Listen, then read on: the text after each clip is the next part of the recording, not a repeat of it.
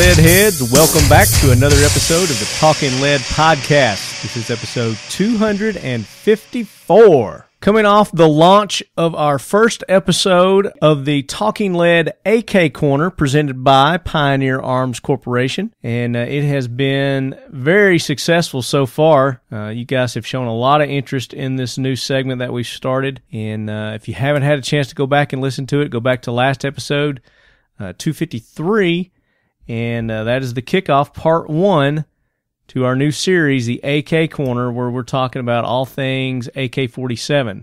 And part 1, we're talking about the history.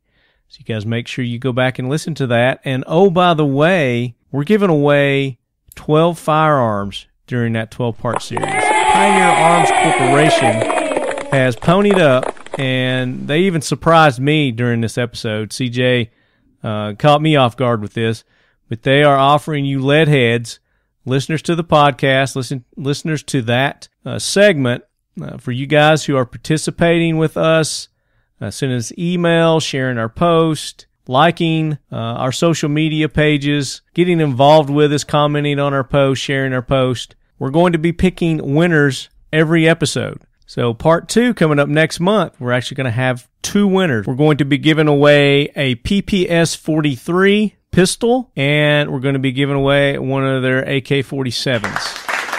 So 2 lucky winners next episode. Make sure you guys don't miss that next month. But in the meantime, we're still going to be bringing you our regularly scheduled program, the Talking Lead podcast here, hosted by me, Lefty. So you guys make sure you tune in between the AK-47 series as well. And this week is no different. We've got a great interview. It's about an hour and a half interview that we've got here. I'm not going to talk a lot pre-show here for you guys because it's a great interview with Lanxang Tactical while we were down at Big 3 East this year.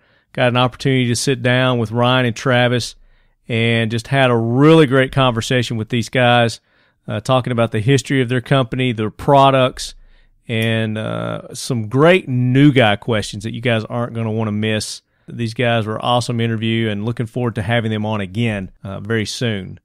But before we get into that, as always, make sure you guys are going and supporting those who support this show.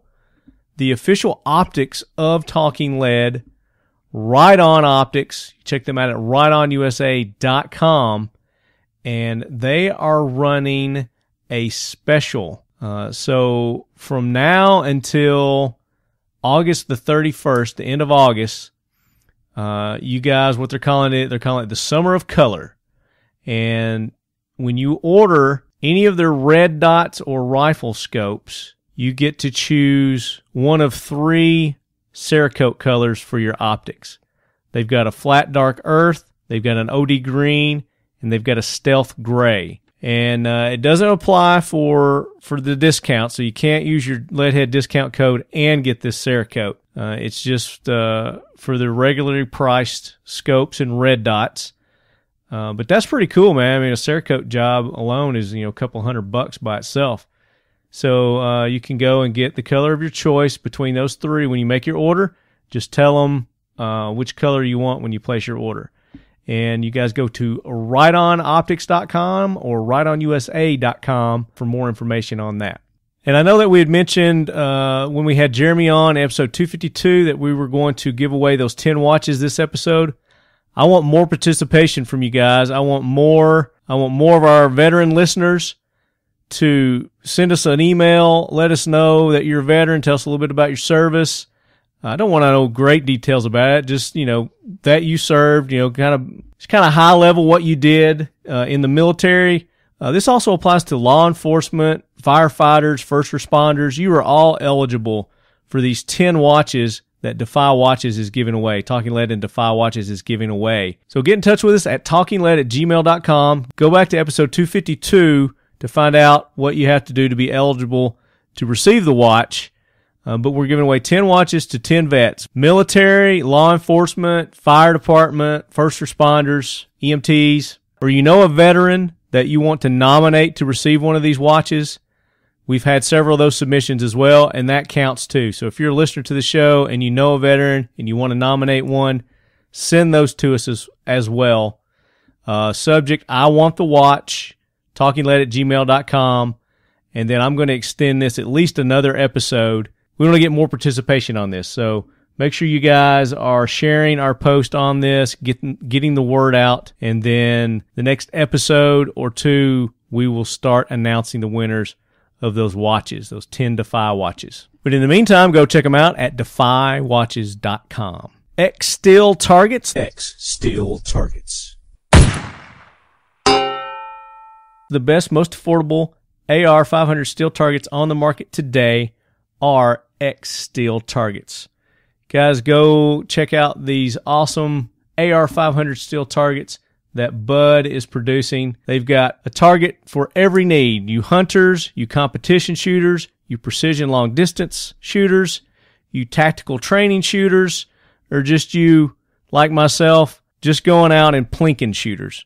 They've got something for every one of us at xsteeltargets.com. And, oh, by the way, if you don't see something there that fits your build, then give Bud a call, and Bud can custom make those targets for you. xsteeltargets.com. And, of course, Modern Spartan Systems. You guys don't just clean your firearms, optimize them with Modern Spartan Systems line of optimization products, cleaning solutions, lubricants, greases, and they've even got products for your vehicles, as you heard me talk time and time again.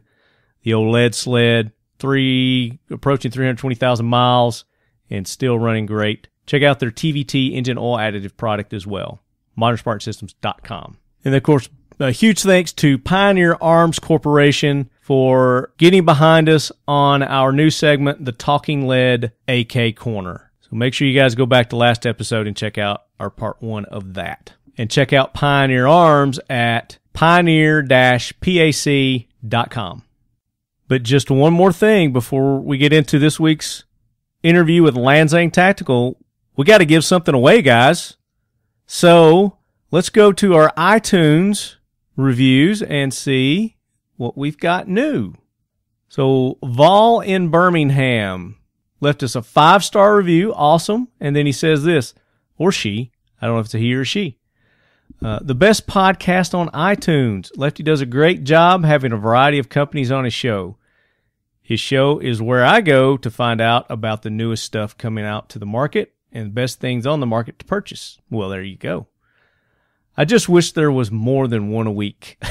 Yeah, I wish I had the time to do more than one a week. But, you know, it's coming. As we develop and we get more followers and you guys get the word out there and we grow, then, yeah, we possibly could do that in the future. But Vol in Birmingham, you are the winner of some awesome prizes from the Talking Lead Vault. And you can see some recent posts from some of the other lead heads that have won some swag. So you're going to get some cool stuff, man. Shoot me an email, talkingled@gmail.com. Let me know your contact information so I can get that stuff to you. So without further ado, Gunny, hit it. Howdy! Hit it, sweetheart. Sir, aye, aye, sir. Son of a bitch. Give me a drink. Let's see. We should have stopped. The Jack Daniels is in the truck. That is true. Y'all got Jack? Yeah, we definitely got Jack. Yeah, we do. I have to break the Jack out. We could have. I need to. Yeah, it might be time. If for nothing else, just the heat. That's a good point. I need to start drinking again just to get rid of the shakes. There's nothing better. That's what they say, anyway. Yeah, well, exactly. It's not like I'm going to be worried about, I got to go PT later today, so I can't drink now. No, I can start drinking now. Right now. Yep. Got that. I forgot the bottle of wine that I was going to have with my mom on the Sniper Tower, man. So disappointed. Yeah, it's kind of. With your mom? Yeah. She just got here. She just showed up. You were serious when you said your mom brought you that? She brought us sandwiches. She literally brought us sandwiches. So she's visiting her friends up in Jacksonville, and she's she lives in Los Angeles right now. And she called me up. She's like, I really wish you'd come down to Jacksonville and see me. It's not that far. And I was like, okay. You know, what's even less far is you coming down to this event that we're at. It's only 2 hours from Jacksonville. So I feel like a douchebag because my mom's in Jacksonville too. Where's your mom from? Well, she had lived in Jacksonville for a number of years. So she's actually visiting her old next door neighbors in Jack's Beach, where they live for years and years. Okay. In fact, her husband, they met in Atlanta, but they were, married at Jack's Beach, and so she had lived in Atlantic Beach, Jack's Beach. What's the one? What's the other one that's not? She had always lived on Amelia Island or something? No. It's starts with a V, right? It's Vero? not Vero Beach. Venetian? No, I don't know. I don't know. But just throwing shit out Atlantic there, Beach is something like But yeah, she had been Yeah. living there for a very long time. Okay, And, yeah. okay. Is this the same mom that we went to Christmas with? Used to live in Atlanta. Yeah. Okay. But she's not from Tennessee, right? She didn't No. live in Tennessee, right? No. Okay. See, my mom's down here like on one of those Greyhound, Yeah. old, I don't say old person, but yeah, they get them together and they go on Oh, trips. yeah. So she's in Jacksonville on one of those, and they're kind of skirting around to all the surrounding areas too, Yeah. like Amelia Island, and they're going to go to Savannah. And That would be a fun trip, man. Amelia Island, That would be fun. not man. with But them, if it was like, oh, we're just going to go visit Jacksonville, I'd be like, that's not a trip I want to make. There's not a whole lot in Jacksonville worth visiting. no. My parents have gotten to that age where they make their trips are scheduled around casino stops. I love that. There you go. I'm like, where are y'all getting all this money? From our Like, winnings. you've been holding out. I'm like, wait, From is this our my winnings. inheritance? Is this my inheritance? You blowing this? We got some news to tell you, son. Yeah. We refinanced the house. We figured, fuck it, it's going to be yours anyway. You did a reverse mortgage on the house. We're either going to win or we're going to have nothing at all for you. So wish us luck, boy. Man, yeah, it's great when they get old like that, too. All right, lead heads. We are talking moms and Yeah. travel time in their golden years, their silver years. But no, we're at the Big 3 East, and we're back with some more action for you guys. We've got Lanxang. Is it Lanxing or Lanxing? Lanxang. It's The neither of those that I just That's said. kind of pronounced like a Z. Lanxang Tactical. Lanxang Tactical. Yep. And these guys are makers of fine shooting machinery that I just found out today. Got some hands on. And I've got Ryan Yep. and we've got Travis joining sir. us from Lanxang. Lanxang Tactical, right? That's Yes, sir. correct. Okay. And you guys have some pretty cool rifles. You got some new calibers out there that we were shooting today. Some of the hot new calibers, The new hotness. Yep. the new hotness, the new sexiness, and The new sexiness. Yeah, we brought our new 260s with us and our new 224 Valkyrie.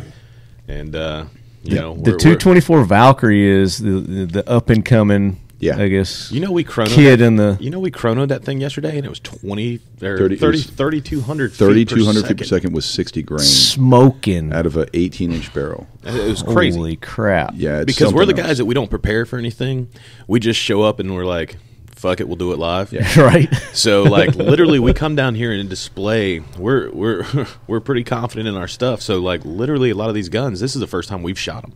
We're Yeah. like, we'll just take them down here and we'll just let everybody shoot them and see what they do. We'll just find out. Yeah. You know, I'm like, if they're gonna fail, they're gonna fail in front of everybody. There know, you go. we'll just do it and see what happens. So like, you know, the 260 was the first time we've shot the thing is today. We had a guy shoot it at Mammoth Sniper Challenge. He's one of the instructors at the Army Sniper School. He and his partner, they said, "Hey, well, are you going to do anything with 260?" And we just put this one together, literally just bolted it up. We're going to go test it.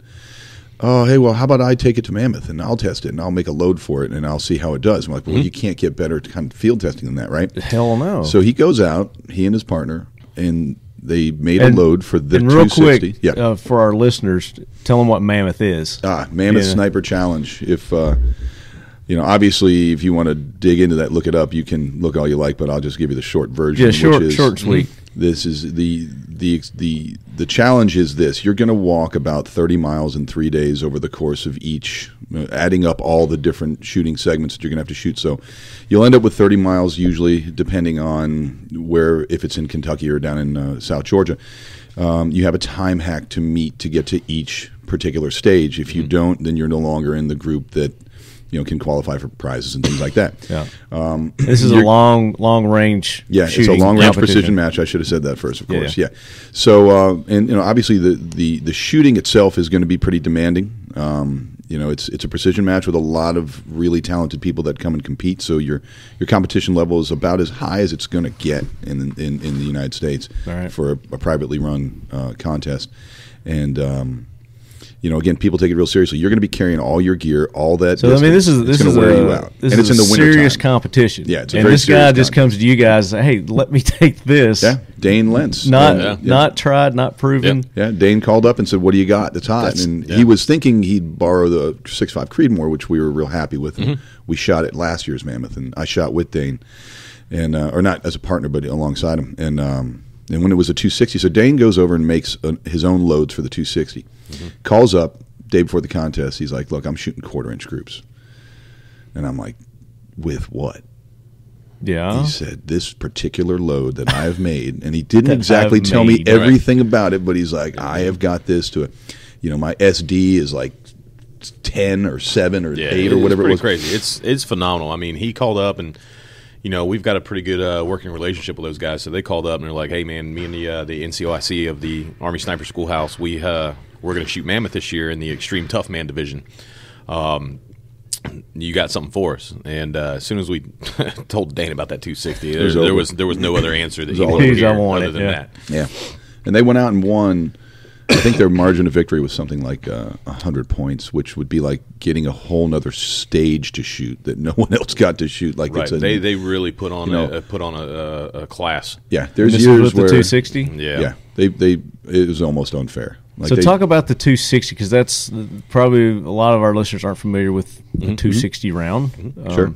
So the 260 it's been around for, I don't know, maybe 10, 12 years. People have been having 260s out, maybe even more. And so the 260 and the 6.5 Creedmoor are... Which 6.5 Creedmoor has gotten a huge resurgent popularity here in the last 2 years. I would say, like maybe the last 5 years is when it really... The last 2 especially, you're right. And it's all the people who have been shooting 308s their whole lives and either hunting or competing are saying to themselves, well, I'd like something real flat. I'd like something that maybe goes a little faster. 6.5 was the answer to that, and now there's this sort of competition, you could say, between 260 and 6.5 because they're very similar in performance. One's a little faster than the other, let's say, and the projectile's a little bit longer, and it maybe tracks a little better in the wind. So the decisions that people make are, okay, which do I want? And it reminds me a lot of when I got into hunting years ago, and the big decision you had to make if you were going to ever go and hunt big game was, do I buy 300 Win Mag or do I buy 7 mil mag? And you're looking at a velocity difference of maybe 50 to 75 feet per second, but a ballistic coefficient difference that the 7 mil had as an advantage was, so you had to say to yourself, do I want to be faster and flatter, or do I want to cut the wind a little bit better? And what's my every shooter's got to decide what's important to them when they buy or build a rifle. So the 260 and 6.5, those are the decisions every shooter is going to have to make, and there's going to be partisans and fans of both. And you can try and talk them out of whatever it's going to be, and you're not going to sway them one side or the other. Yeah. It's the argument of Ford or Chevrolet. That's exactly what it comes down to, and it's like saying Mustang versus Camaro, really. Right. And you right now within the special operations community, we still have good friends in there, and they say, okay, so what are the DDM's going to be using up there? Is it going to be 243? Is it going to be, is it going to be 6.5? Is it going to be 260? So we kind of always have our ear out for what that is going to be like. Sure. Because that means that we may be able to find a few extra match grade rounds falling off the back of a truck somewhere. Exactly. If I give it to them, they're using that good government ammo instead of me having to buy stuff. There you go. That's exactly right. Yeah, so there's advantages to being there's some advantages to being in Georgia, and Travis having been at Fort Benning for 10 years. You can definitely say that. Got to use those connections. Yeah. Yeah. Oh yeah. Especially especially when we first developed the rifles, and we needed to know, what the capabilities were going to be in those type of environments, and actually get a lot of rounds on the gun. So it was easy to reach out to the units that I came out of and just be like, hey man, I'm going to give you guys a couple guns, just run these things into the dirt. And they were like, okay. And they give me back a month later, and they're like, yeah, we put 5,000 rounds through this one in a month.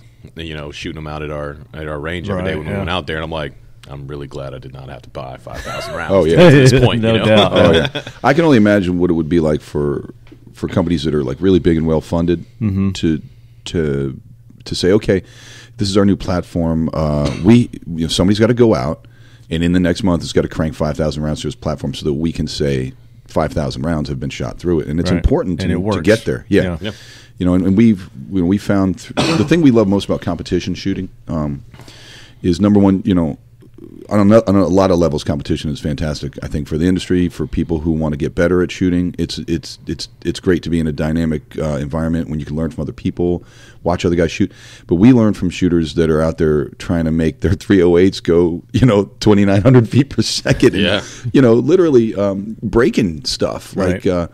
Joe Cayley was a friend of the family, for Lanxang, and he was, asking us for a gun a couple Mammoth contests ago, and comes out with this 2,850 feet per second 308 that, oh yeah, I got this made by, so don't worry who made this. Don't worry. And, somewhere in the middle of the match, the extractor claws on the face of the bolt, those little claws, had sheared off. Oh, wow. And so I happen to have an extra bolt in my bag, and Joe's like, oh, my gun's down. I'm like, great, perfect. So then we look at each other, Travis and I, and we're like, okay, cool, this is good. From now on, we now know that whether we make our own extractors or source them, we have to find out how they were heat treated, what they were done to make, what kind of steel. We have to pay a lot more attention to.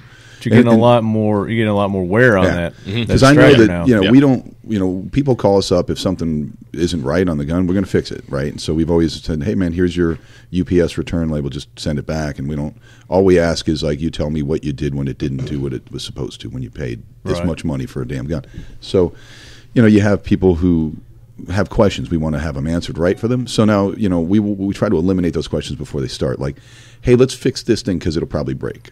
Yeah. You guys take the proactive there's mentality a lot of stuff to things rather than reactive. Whenever you put that much effort into making a very high-end platform that guys are going to, base their lives off of, we found that, we're putting all this money into this other stuff and into the other parts of the rifle that we were in control of, and you'd have little small parts that in a lot of rifles out there are just cheap casted parts, and it's widely accepted. But we would find that they have a failure point, and we didn't like that. So like all of those small parts are all machined in house now. The bolt that's the thing. A lot of people don't stuff. think about is like if they go and you reinforce and make this other part stronger. The effect that's going to have on the supporting parts. Yeah, there's the gun creates pressure. It creates a lot of vibration. So when you build the gun up like we have, we make everything in house that we can. So the upper and the lower are made in house from solid build aluminum on our machines. The barrel nut, that's ours. Gas block, that's ours. In making the gun as rigid as we possibly can to make it monolithic and stout. Well, okay, somewhere in that gun, something else is going to be vulnerable to all that vibration. Exactly. So, you know that all of a sudden somebody breaks bolt catches for some reason. So now we're making the damn bolt catch too, because it's like one less thing to have to, we had to reach out to people like, hey man, we're going to send you this bolt catch in the mail, or you could send us the gun and we'll fix it. And guys are like, no, I'll fix it myself. That's fine. Or, yeah, I don't want to do that. I spent $3,500 on a rifle. Can you do this? Yeah. And for that kind of, our philosophy is like, you're going to spend that kind of money on a rifle? Any object in your life that you spend that much money on, we want it to be right. Talk to us about the history of Lanxang. How you guys got started? I saved Travis's life. He was. Travis is looking the corner of his eye there. Ryan likes to make shit up as he goes along in life. Whatever fits his narrative is what the story we go with that day. Whatever sounds good that day. Really, it was just I saw Travis. He was real sad one day, and he was crying all alone in the corner. I went and put my hand on his shoulder, and I said, "What's up?" And he goes, "I need a Marine Corps Scout sniper to help me make my company great." And I was like, "Why is that?" And he goes, "Because I'm just an old Ranger, and I need somebody to shoot real good." No, go ahead, man. So there's never a shortage of Marines that'll talk about themselves. Oh my God! You know what I'm saying? So this is great. This is what you get. By the way, anybody who's match made in heaven here. This is what you get if you're not Travis, then you can't talk about yourself. There we go. I like so tell them the story. Let's get to the point. All right, the story. Our principal owner, our parent company is a company that's been doing aerospace machining for 18 years on their own. All right, these are guys who are all either sons of Laotian refugees or actual Laotian refugees that fled Laos in the late 70s and early 80s after the Pathet Lao had taken over. This is all post-Vietnam War. And they came to the States. Eventually, they got jobs. Some of them got jobs in the machining field, and they started working for bigger companies here in Atlanta. There's a very large community of Hmong and Cambodians and Lao and Vietnamese in Atlanta, especially up in North Georgia. Anyway, but for the people that, that aren't really following that, for the people that aren't really tracking some of that backstory, is that these were the guys that were helping the U.S. fight against the communists in Vietnam during the Vietnam War. Now, in the early to mid '70s, whenever the U.S. started withdrawing, now these guys have now become hunted because they're like, wow, you helped the Americans, and now the Americans aren't here to help protect you. We're going to kill you. Yeah. Now we're going to kill you. You and your family. Yeah. So a lot of these guys had to flee, and half of Cam's family ended up in Paris, and the other half, came to America, and they were taught that core value set at a very young age of, work hard, bust your ass, get an education, be a good person, and you can do whatever you want in this country. You can really the American dream, right? It really is. It really is American the American philosophy. dream. Yeah, their story is the modern American dream. I'm like, this is what my family was. 150 years ago, whenever they came to America. This is just a modern version of that story. And so he started doing some machine work and all that stuff. Once he got out of college, and as he started getting more and more contracts and moving into the air and space side of things, started doing stuff with Boeing and Delta, and then moved into, we've done stuff for NASA and some other guys. And then, unfortunately, how we got into the gun side of the business is, unfortunately, this is an industry that sometimes is very driven by misfortune. So after Sandy Hook happened, which all of this stuff is a very sensitive subject right now, but because we're reliving it again. We are, and 10 times, and it's horrible, tenfold. But during Sandy Hook, if you remember that giant gun scare that the entire industry had, where people were literally going in the gun stores and being like, how many ARs do you have on the shelf? No, 10, I will buy all of them right now. And your ammo, too. So whenever that happened, and Cam had this, monstrous machine shop, they started getting a lot of, job shop type contracts that we signed NDAs with to machine to help the major manufacturers keep up. Sure. So at one point, Cam was like, man, if I'm doing this for everybody else, I might as well be doing it for myself. So he started. I see that a lot. Yeah. It's sort of a common thing with people who have an entrepreneurial spirit. Right. Yeah. Nothing wrong with that at all. Not at all, man. So he started putting in all the paperwork to, get his FFL and his SOT and all that good stuff, and where he could start doing this himself. And in the meantime, I wasn't involved in the company yet. And he started, looking for someone that could advise him on to, okay, look, I know machining, and I know machining so well that nobody is going to be able to do what we do. And there's, we have contracts that say that right now, since we're doing stuff with NASA and everything else. Yeah. So he started, but what he needed was someone who had, real world experience using these weapon systems, to come in and kind of advise him on, okay, this is, I see companies doing this, and this is hokey, sure, but this is what we wanted. Yeah. And I was fortunate enough during my time in the military to be in units that were constantly exposed to. You want a drink? Anything? No, I'm good, man. You sure? Yeah. We got some Gatorade over there. Can we put Jack Daniels in it? Yes, you can. So, I will have one with you. I dig that.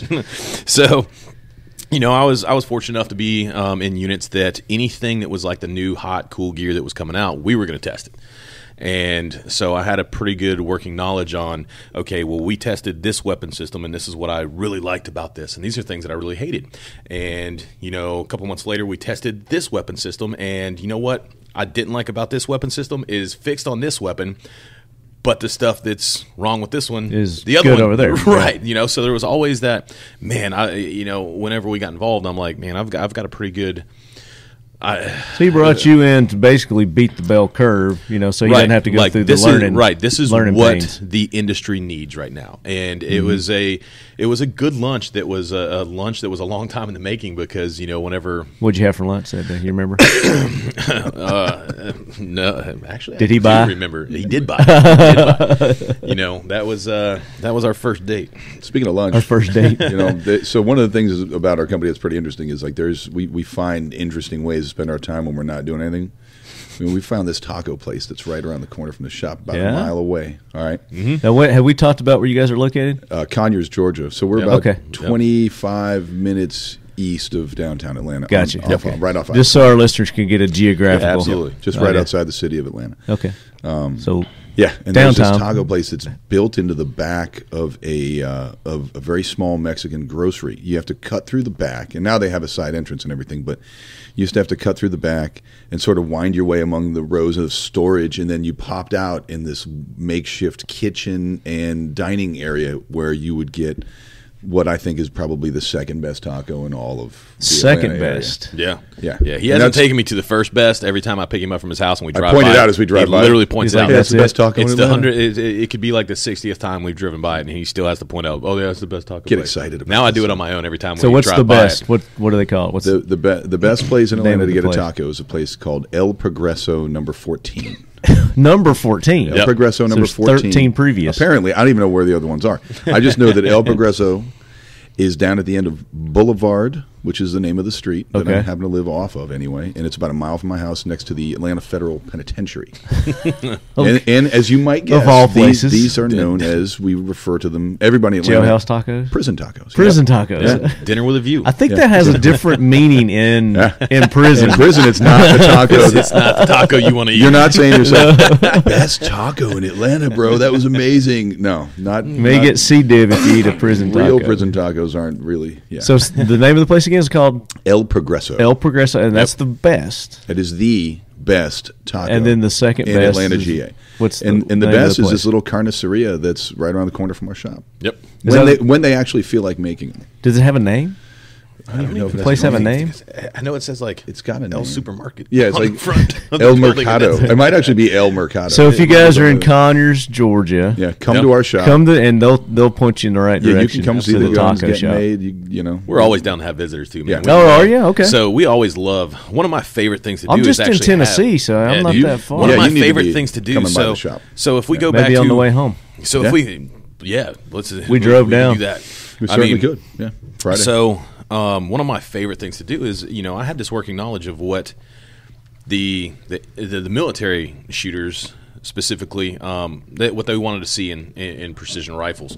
So that I had a pretty good working knowledge of, but it wasn't until I came to the shop and saw like, bro, we're taking raw metal. Oh, yeah. And just this turning hunk it of steel into a functioning weapon, and to see that process is so cool, man. Like So you go if from a there's- big block to an actual Yeah. functioning. yeah, It's really cool. and that's all machined in house. So like days that I'll be in there like typing away, doing emails or stuff. If I get frustrated or I'm just kind of droning and losing my train of thought, I'll just go out there and watch machines like make stuff. It's cool That's because cool. it really is, because you realize that you're almost, these guys are almost like artists sculpting yeah.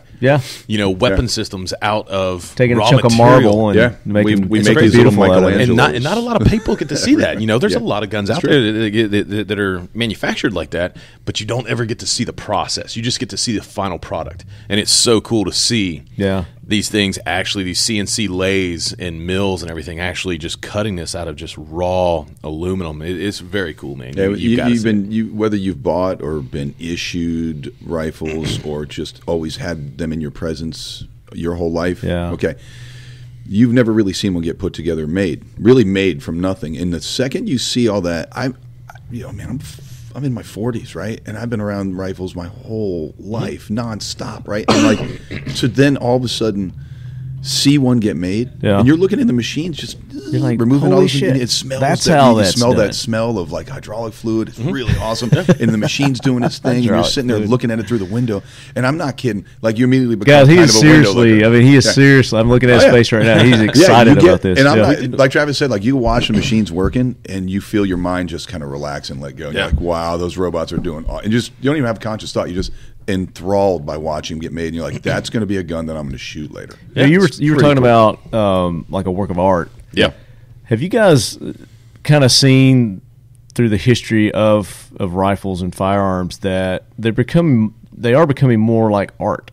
Yeah. The sexy, people start referring to them as sexy now. And Yeah. That the look of them. Do you think that people consciously, when they go into to develop maybe a new rifle or I think you're I right. mean, you know, can't yeah. redevelop the platform, but you seeing more Right. artistry in the development of the firearms. I think that'll happen in any because you field guys where you've got all these nice curves and grooves and if you look, speaking specifically to that now, one thing I like y'all is have rifles. sexy rifles. The other thing that I like is hot rods, thanks, man. man. And anybody who likes hot rods, you know, I love like the fenders on a 32 Ford. Yeah. And how they just roll over and kind of just the sexiness of the lines, how they come into the body of the hot rod. Yeah. And so, you know, I've always grown up around hot rods, and I still drag race and I do all this other stuff. So whenever I see rifles or anything that we can do to add these sexy lines, that if you look at the uppers of our rifle, I did not like on a lot of rifles how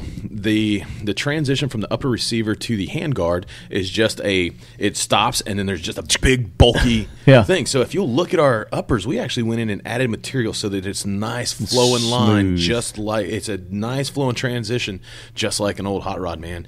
And it's those small things. And it was just because of the aesthetics. You didn't. It doesn't enhance the function. I mean, it makes it lighter because you're shaving stuff off. But, correct. Yeah, so there's going to be. It made me think of that when you said, you know, the artwork. Artwork. It was like, you know, there's kind of a trend with fire. If you think back to the, you know, that's 100%. I mean, World War, II. I think the M14 forward is a sexy rifle. I still think it's the sexiest. It's just when you get an M14 in your hand, it's wood. You know, you get this feeling of like some kind of connect. Really, I'm going to sound like a hippie here, but a little bit of a connection to the earth when you're holding a rifle. Yeah. The problem is, 250 rounds from now, you better have the torque wrench ready. You know, and you better not store it in a place where it's going to be either A, too much direct sunlight, B, too much moisture. All this. I don't care how you seal them, that's going to be your issue. But, you know, and I always thought the AR platform was a totally different kind of sexy. You know, it's a totally different kind of attractive. Well, it's like the conversation between between the 1911 and the Glock. That's right. Yeah. You know, 1911s are beautiful, man. Yeah. You see some high-end 1911s, and you're like, man, that is an absolute work of art. Now, do I think it's a great fighting pistol? I have my own opinions. Not necessarily, yeah. You know, I always tell people, I'm like, you know why the guys in World War II love the 1911? Because Glocks had not been invented yet. Yeah.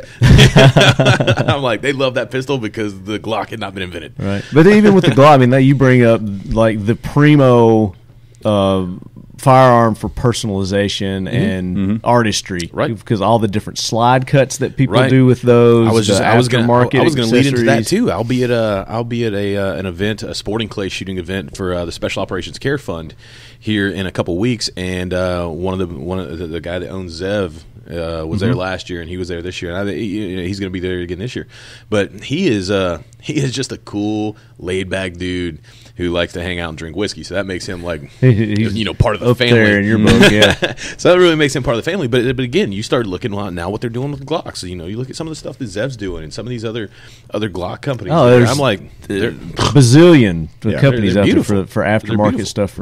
I mean, even the lowers, people are going in and Glocks. The polymer lower, that's what they're. But now there's companies out there that are going and making metal, aluminum lowers. I saw a machine. I saw a machine one not too long ago. Yeah.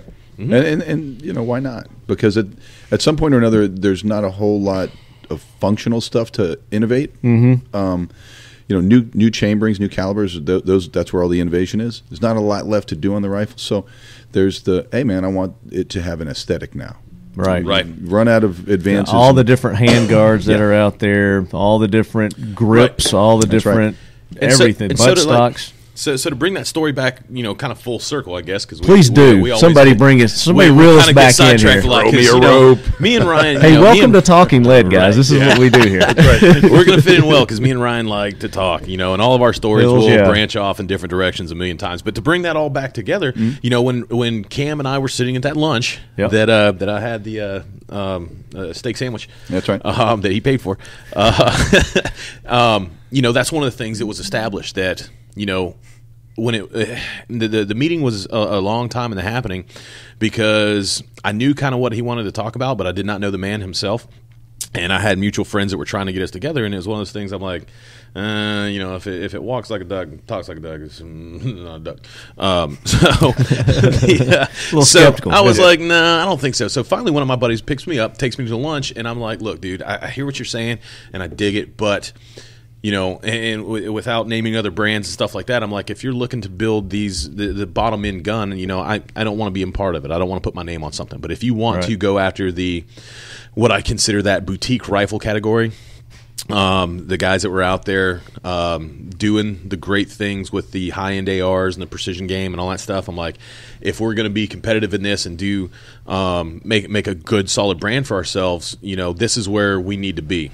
And he agreed. So we were kind of on the same page with that, and we set forward into making the first prototypes. Now, again, I was the guy that got to test a lot of stuff, so I had ideas of what needed to happen, but I'm also the guy that draws things on bar napkins and then comes in and I'm like, this is what it needs to look like and this is how it needs to work.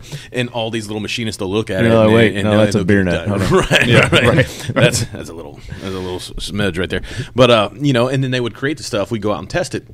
And once I had a couple working models, and I'd gone out and tested them and taken them down to Fort Benning and let some of the units down there test them and things like that, and got some feedback. We didn't have a whole lot to change, just some small critiques, and I was taking them down there to the sniper platoon at 3rd Ranger Battalion and letting their snipers shoot them. Give me a couple little notes here and there of small changes and tweaks that they'd like to see in the rifle. And once I kind of had it tuned in where I thought we needed to be, because we spent a full year hemorrhaging money just doing R&D on these things before we ever released them to the public. And so, we were down there every week, and I was doing different things and running errands and getting this stuff done. And then enters Ryan. We happened to be working at the same kind of joint together, doing a security gig, and this is probably where I'll hand it off to Ryan, because he has that outside. He tells that story better. Well, he has that outside looking in of like, why is this dude talking to me about things? Yeah. So basically to make it short, Travis like, hey, I'm making these amazing precision ARs, and I was like, yeah, it's not a thing. It's not a thing. It's not a thing, dude. I've been issued several that were supposed to be precision ARs, and they were doo-doo. Yeah, and I had recently come off a contracting job overseas where the SR-25 was, among other platforms, given to every one of us. And, the effects of wear and tear and negligence on a rifle can add up really fast. Sure. And you begin to start to look for ways to this is the weapon that I'm going to carry, and a lot of guys are doing their best to get into bolt guns instead, because you had to shoot the qual, you had to carry the thing for work, and if you had to engage somebody, you had to know what you were going to be at. You can't make mistakes. And I was just like, man, I'm just going to go back to bolt guns, buddy. I appreciate that. I hope you make a good gun. Kind of like, good luck with that. You're a cool dude. Quack, man. quack, quack. Exactly. I'm going to paddle off now. And I'm like, I have now become that guy. Yeah. You're the duck. And he just kind of, and I didn't get a steak sandwich out of this either, by the way. You've had plenty of them. Cam, if you're listening, I want my steak sandwich. So he said, just come and see the damn thing. Just come on.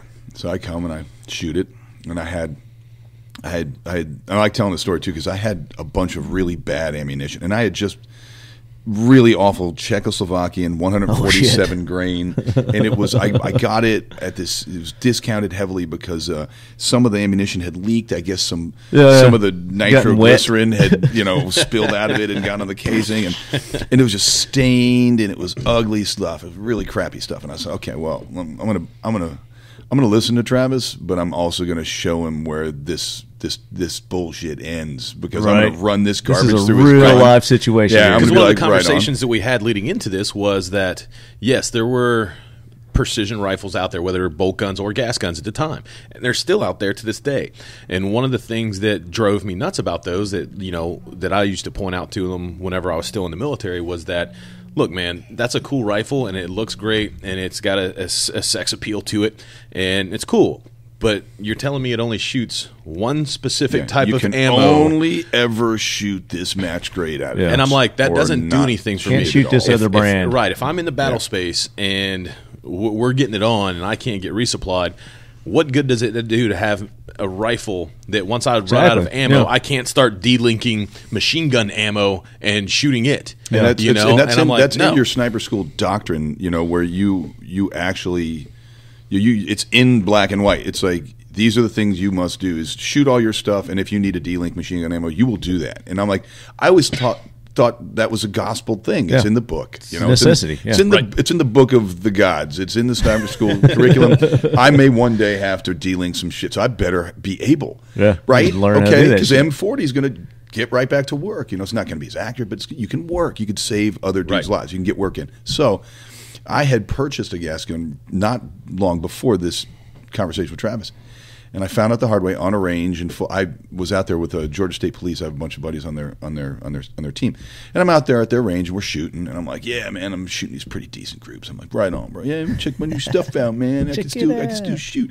And then they were like, "Well, hey, can you run some of this ammo through it?" And in front of all these dudes, I'm in there like mortar rounding my gun, trying to beat this thing back open because it would chamber, and you could drop the hammer on it, but it wasn't firing it, and you couldn't get it back out. You couldn't get it out. Sticking. You know, and now here I am with this very expensive baseball bat, and I'm like, you know, okay, I'll never do this again. So here I am over at the range with Travis, and I'm like, okay, I'm going to ninja your brain, dude. Okay, you got a precision gun? Watch it. Watch this thing not work. So I run a whole magazine through this 147 grain out of it, and I'm like, oh, it's not stopping. Okay. Well, that's kind of cool. And then I had a magazine of gold metal match. I'm like, nah, heat this gun up, and then we'll see what it really does. So I lay down, take a couple deep breaths, focus on the target, and start shooting groups with this gold metal match. And I'm just like, all right. Hand the gun back to Travis. I'm like, man, you know what? I was wrong. You're right. This is a pretty amazing achievement. You know, congratulations. You have a pretty good thing. He's like, well, you know, we're gonna need somebody to come aboard and help doing, you know, quality assurance and stuff like that. Do you want to maybe think about doing that? And I said, yeah. He said, well, let's go talk about it at the shop. Hold on just a second. Before we continue your story. Right. How come in your interpretation of me, I talk like Simple Jack? Damn it. Well, I'm going to need somebody to come on. I'm like, bro, same team, man. All right. We got to ride home together, dude. Blue. How come you're blue? How come your narrative of me is way slower than I actually am? You threw. Hey, by the way, everybody, Travis never throws anybody under the bus. You threw me under the bus yesterday. That's true. Badly. Nice Tropic Thunder. Oh my God. Yeah. So anyway, sorry, it stood out to me. I was like, this needs to be addressed. Hold on a second. All right. So yeah, no. Okay, so Travis said, "Hey, I'd like somebody to do some QC/QA for me.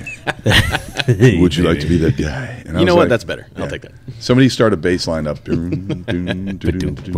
So yeah, I go by. Hey, would you like to be the Q&A for Lanxang Tactical? And I was like, what? What did you call that? And he said, the company is going to be called Lanxang Tactical. And I was like, no. We're trying to sell American guns in America. You don't want to use that name. And he's like, no, we're using that name. Maybe you should come to the shop and you'll see why. And I'm like, oh shit, I should not have said yes to this guy. Like, there's some Chinese, what have I gotten into? Some Chinese made stuff. I'm like, nobody's gonna buy that shit. Go to the shop.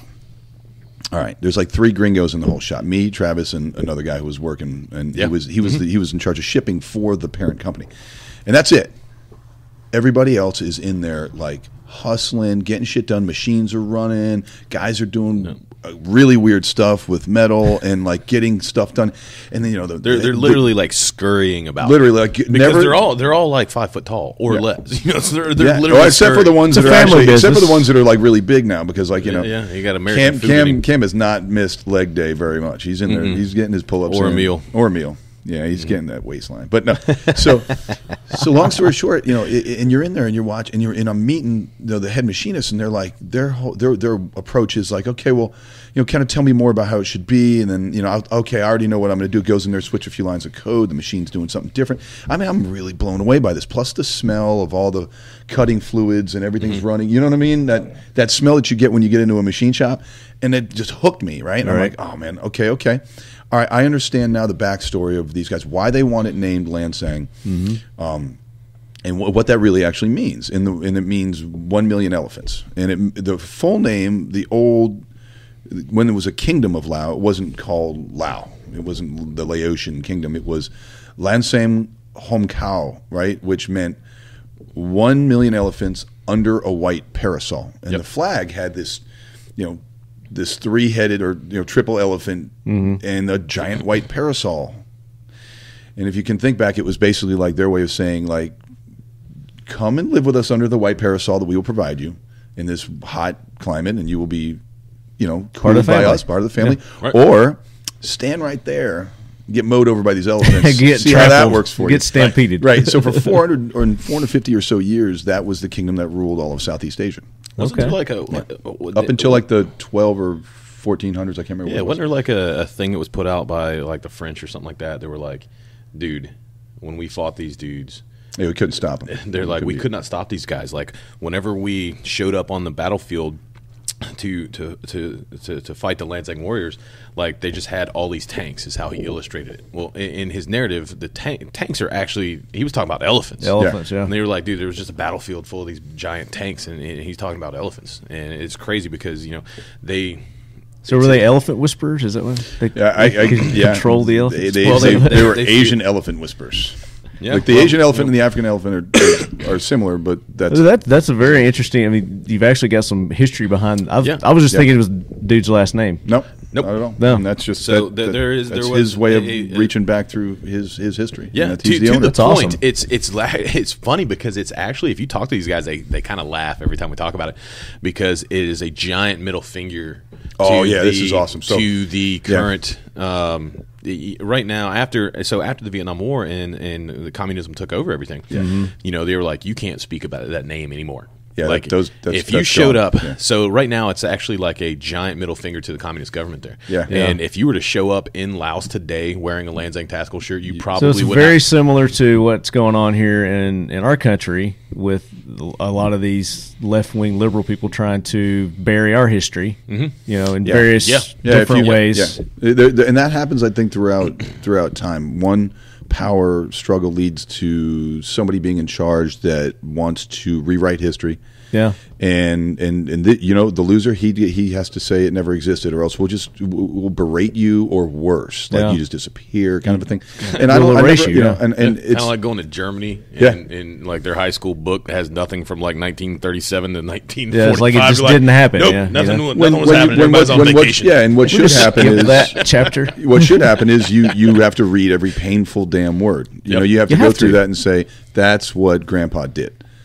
And that's what you have to do, and that helps. That people don't heal and move past things like that because But in a communist world, you don't want to forget it because history tends to repeat itself. The danger of certain histories is some people use them as leverage to change the present. And so I got this buddy. So I just started working for Lanxang. I got this buddy. I'm heading out to have a couple drinks with, and I'm wearing my hat. And he's getting into the car, and he looks at my hat. He goes, "Where'd you get that hat?" And I was like, "At work." "What do you mean?" He's like, "Do you know what that symbol means?"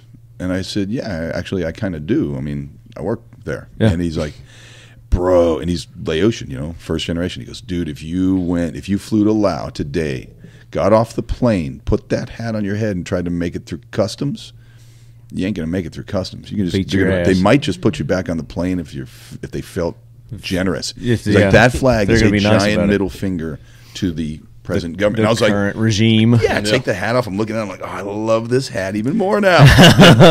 everything about it makes you love it even more. You're like, this is awesome. I love that's and that's kind of the genesis of how I was like, okay, now I'm motivated to be here because these guys have a really unique history and they're very interesting dudes. Yeah, absolutely. And they're all family. Yeah. Like all of them are the brothers or the sons or the cousins. They're all related. They're all related. Yeah. And like I'll have let's say one day I have a problem with my car or something like that. I'll go over to one of the guys and be like, "Yo, I need you to do this for me. Help me put the rear brakes on. I've got this weird sticking point in the brake. I don't know anything about it. It's different. I didn't. Oh yeah, stop what he's doing. The guys will come over and see if they can help you. Like the shop actually usually has one or two vehicles in it that are getting worked on, and everybody kind of helps each other do shit over there. Right. If I need something welded, if I wanted them to come into my house and help me do something, and if I had been asked to go to their house to help them do something, I think I'd jump in the car and just be right there with them. I mean, it is a family organization, and that's kind of what makes it fun. How many people are employed there? So overall, the company's got what, Probably about 15 people. Yeah, 15 people. From time to time, there might be up to 20. But for Lanxang, So about 5 years, would you say now that you guys have been? So we are going into our 4th year. In the first Going full into the year, fourth, So okay. in the first full year, like we stated earlier, was all research and development. So we weren't bringing any money in. It was just, hey man, we've got to make sure that this is the best platform that we can possibly make it before we release it to the world. Because it's got all of our names on it. Well, give our listeners all your contact info, your websites, your social medias. it's spelling spelling will be critical here. Yes, it's LANXANG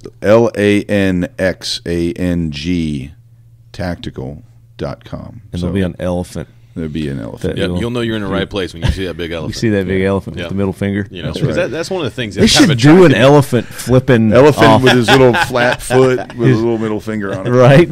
Maybe it's just his trunk. It's a certain way he holds it. Is the elephant way of saying that would be awesome. Yeah. So I mean, we've been around for 3 years. You can check us out at LanxangTactical.com.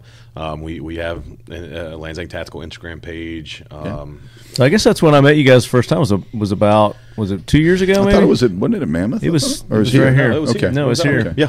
It was the first time I met you guys. Man, since then it's funny. 2 years It was my ago, first time here. Yeah. I guess it might have been y'all's first time. That was our first time here. It was our first time. It was my first time too. Yeah. And it was special because I ran into some Q. I hadn't seen him since overseas, and another buddy of Q's it was his teammate, and we hadn't. It's funny too because back then we were still that unknown company that just, Adam Garrison. Adam Garrison. That's right. Yeah, high threat concealment. That's right. Sponsor of the show, by the way. Yeah. Hey Adam, what's up? You owe me money, holler at me. No. You'll never see it. Bye-bye. No, so and He'll get you a nice he holster. doesn't owe me money, by the way. But yeah, man, a lot's changed since then. We've had we were pretty anonymous then, and it was interesting talking to all the reporters back then because we were just another gas gun that was a precision gun, right? But since then, we've had guys win Mammoth, 2 different Mammoths now. This is the second one where we've taken first place at Mammoths. Lots of top 5 finishes. We had a team of Rangers borrowed our stock VL-34s and went out and won the International Sniper Challenge in the open class. They basically won the entire contest. Wow. And it was very rare. Both dudes shooting our gas gun, both shooters with the same gun, won the International this year, 2017. I'm sorry. They haven't done it yet this year. And then Mammoth 2018. Last year also Purgatory. Yeah, top 3 Purgatory finishing Sniper teams. Challenge we should probably hit on too. Yeah, we got to talk about that. That's definitely That sounds rough. So it is. So Mammoth is rough, but Purgatory is actually going to be a little bit rougher in the sense that we've designed every single single stage to be as close as we could imagine, or get the imagination of other shooters for what a combat scenario might look like. So you might then say, okay, you're gonna take yourself and all your gear, get into a Skedco. You're gonna grab him. You have to move him 50 meters to a bunker. You're engaging from the bunker. Then he's moving you 50 meters to the next bunker, and y'all are engaging from that bunker.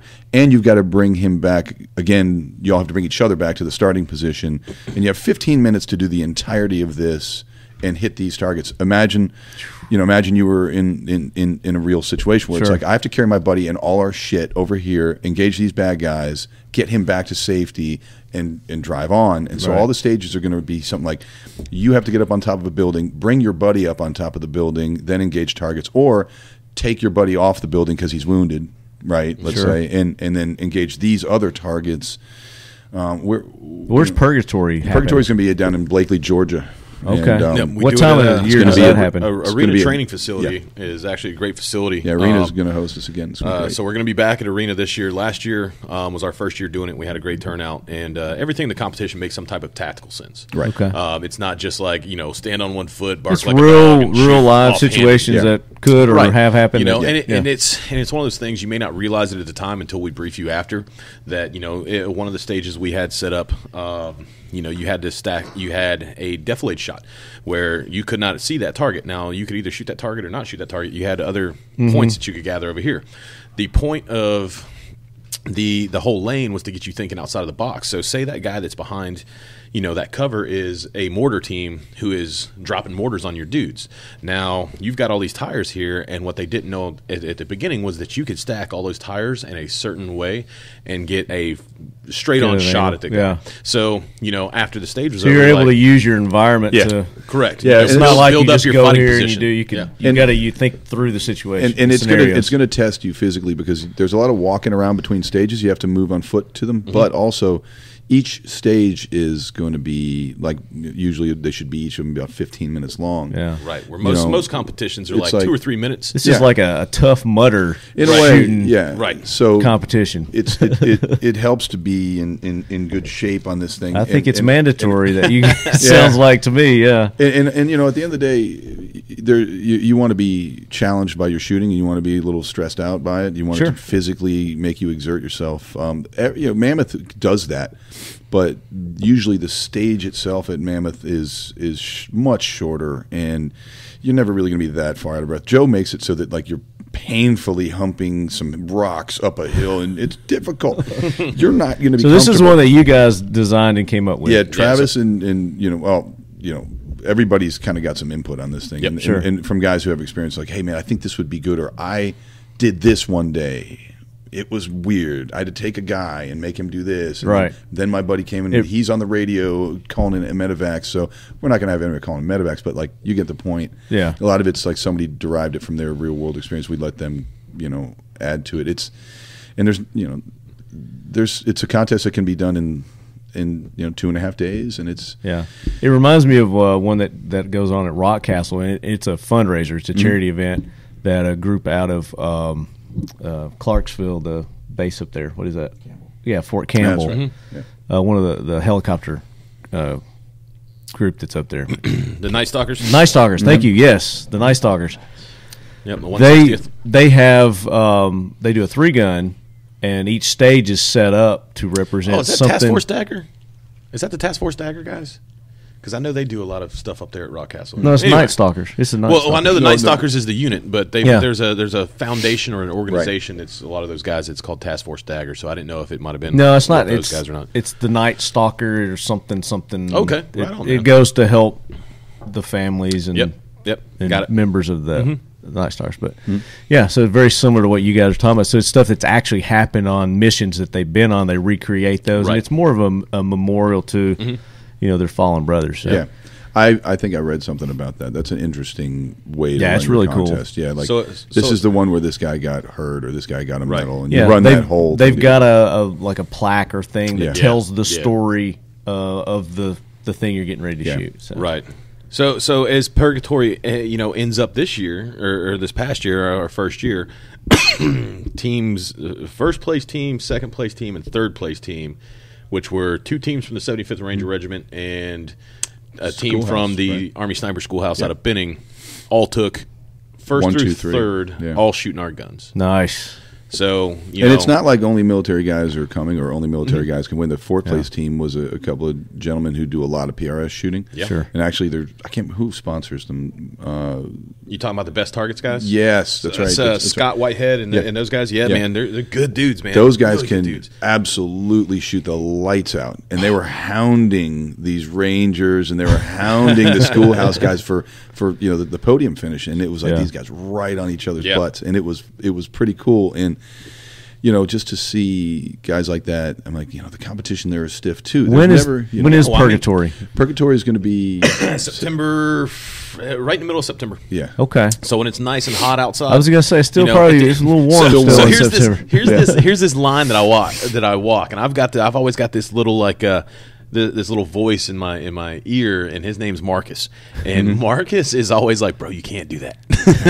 And I'm like, "Bro, it's gonna be in August. It's gonna be the hottest time of the year in South Georgia, and I'm gonna try to kill somebody." He's like, "Bro, you can't do that." Like, so we want it to be a very military match, but you can't. I walk that line that he is the voice of reason on. It's like, dude, you can't make it so hard that civilians will not come back to it. Yeah. Because if you make it's something that only the Rangers or only the Marines that show up are going to be able to finish, then nobody's going to come just back. Just enough, yeah. Right, that they get an experience of what goes on day to day in the military and in those elite units. Yeah.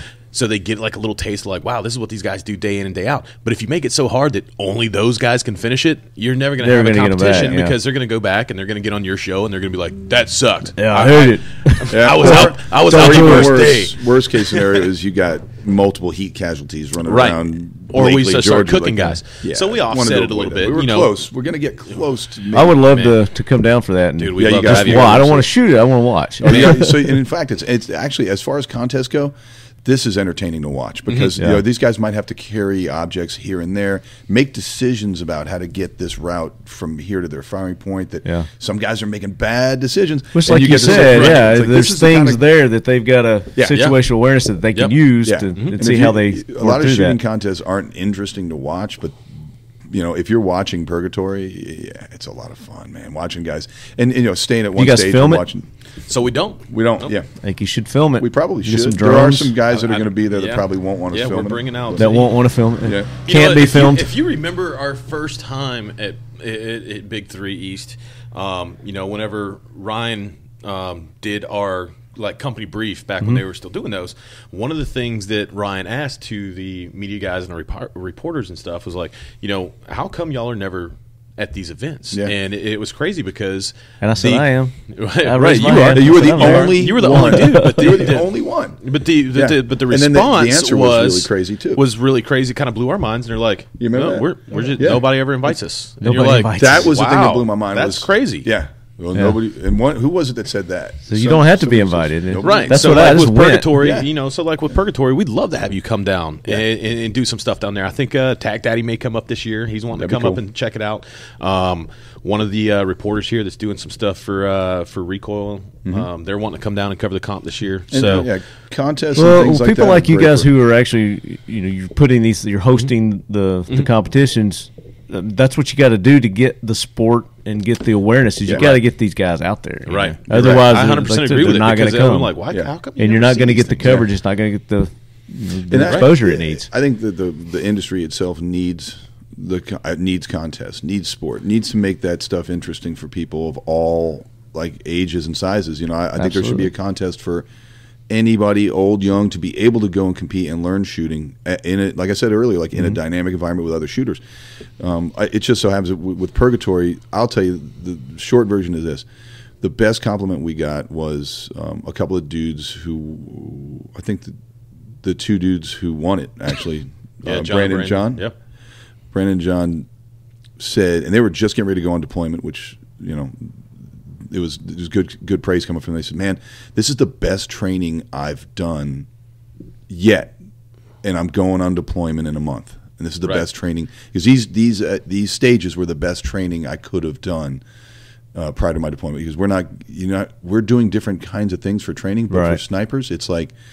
Y'all going to support by scurrying up the side of this berm and help the raiders do their raiding. You know, it's you know their deployment workup is going and laying in the prone. It gives them a whole other level at Fort Benning and just shooting all day. Now they're actually getting good training. Yeah, that's cool. And working as a team because the biggest part of a team match is that communication. Yeah. You can be the best shooter on the planet, but if you and I can't run a dialogue with each other while we're under duress and under time, we're done. Yeah. We're done.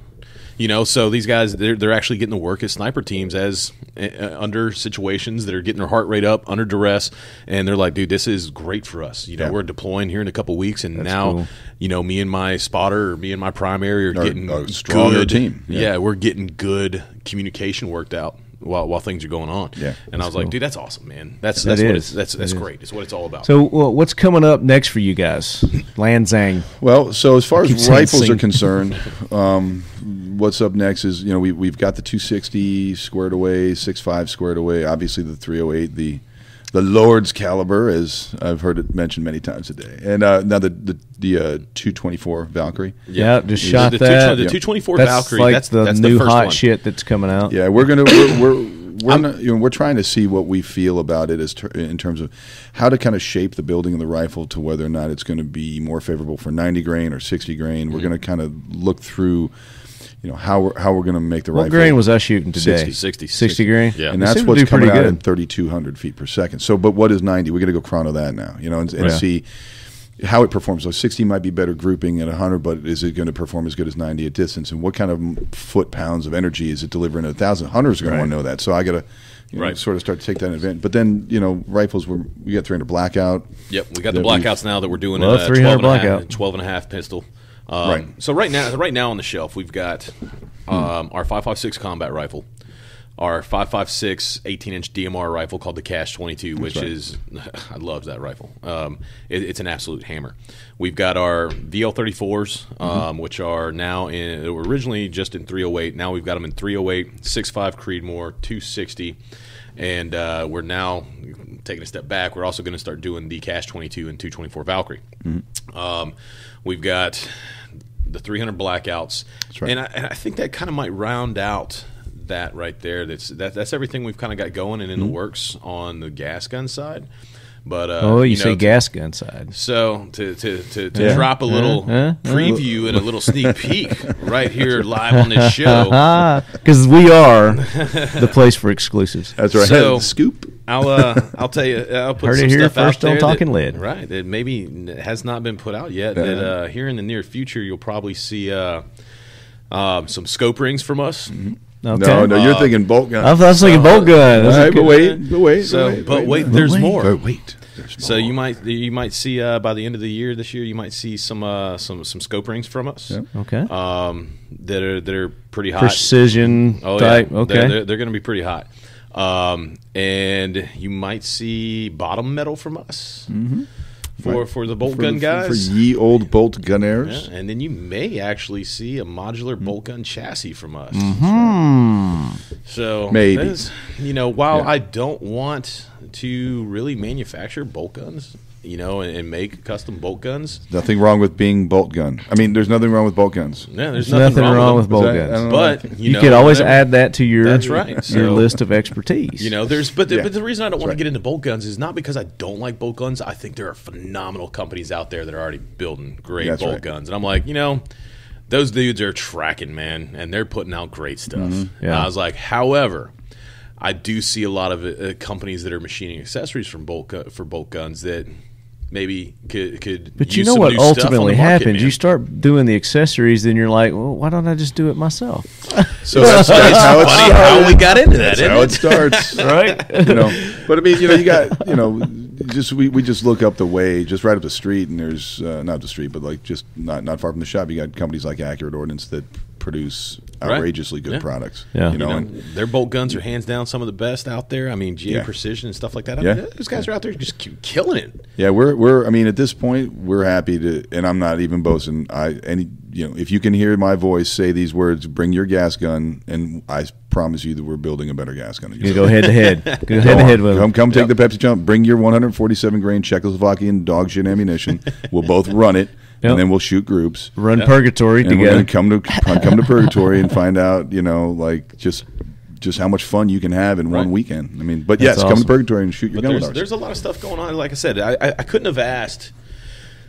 Now, Cam, who writes the checks and pays all the bills, he would probably, kind of cringe and disagree maybe a little bit because he sees, the financial side of it. But sure. I mean, we have done so much in 3 years that I'm humbled every day by what's going on. I mean, we've got rifles in Afghanistan right now that are, doing work on target every night. And these guys are sending me information that I can't even put out. I'm like, dude, you're giving me like the best marketing I could ever use, and I can't tell anybody about it. But they're giving you the test, the real world experience and test and tried and true proven. To come as far as we have in 3 years, I mean, it's definitely been a humbling It's experience amazing. to be a part of.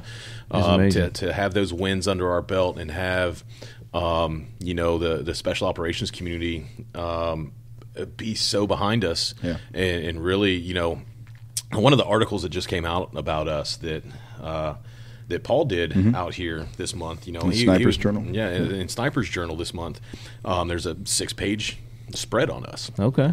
And, one of the things that he says... And this is March 2018 for those who are listening later. So he did like this gorgeous 6-page spread because he is a former 3rd Ranger Battalion sniper. And he wrote up this article, and one of the reasons why we got together was not because I was formerly part of that unit as well, was because he knows the current snipers, and he knows, it states in that article, he's like, here is a unit that has access to anything and everything they could possibly ever want in their arms room. He's like, I know what's in that arms room. There's millions and millions and millions of dollars of anything they can want. And if these guys are saying, nah, all that stuff can stay in there, I'm choosing this. He's like, dude, that speaks volumes to me. So he's like, I had to find out. I had to contact you guys and see, like, what are you doing, man? Yeah. Like, I want to check these things out. So, I mean, he's down here this weekend shooting with us and all that stuff. And, cool. you know, it's a great article. Well, I got hands-on today with them. Plan on, y'all are going to be here tomorrow too, right? Yeah. I'm going to get some more later today and tomorrow. Yeah. Coming, now that this wind is starting to, it looks like it calmed down a little bit, But we're still pinging. It's still going to be fishtailing a little bit, so it'll still be fun to see the difference. I mean, I was making throat shots in this wind. That's right. You're spotting for me. Yeah. On the 224. You know, the weapons themselves are cool. 600? We were at 600? Yeah, well, by the way, that target fell and didn't come back up. Did it not? That didn't come back up. We got to go out there and pick it up. Whoops. But, there's another guy out in Texas, a guy named Adam Morgan that owns Northeast Texas Tactical. He just did a video on our Cash 22, an 18-inch 5.56 DMR rifle. He's at his personal range out there, again, like Northeast Texas Tactical, I believe is what it's called. Mm-hmm. Dude, he posted a YouTube video shooting that thing at 1,500 yards at IPSC steel. And I'm like, holy crap, man. He made himself some hand loads. I don't want to say he's using 55-grain burgers, something real stable. Yeah. But the platform and that round, this guy's shooting 1,500 yards. He's predicting where his impact is going to be at 1,500 yards with 5.56. You know, he did another thing. He did another video for us. It's unheard of. He took one of our 16-inch guns and shot an 8-inch group on steel with our 16-inch 308 at 1,000 yards. And I mean, that 16-inch 308 is the most versatile gun in the world, but in the hands of somebody who really knows what he's doing, to go out and shoot 8 inches, 1,000 yards. I can't do that. The coolest thing about Adam's second video on that 1,500-yard shot is he actually put a GoPro. Oh yeah, right in front down there, right by the steel. What's the guy's YouTube channel? So these we look it up. It's probably Northeast Texas Tactical. Yeah. Northeast Texas Tactical. I know he sent it to me, and I actually posted on the Lanxang Tactical YouTube page too. So you should be able to find it there as well. Yeah. Okay. But man, what's cool and what really drives that nail home is that he put a camera down there.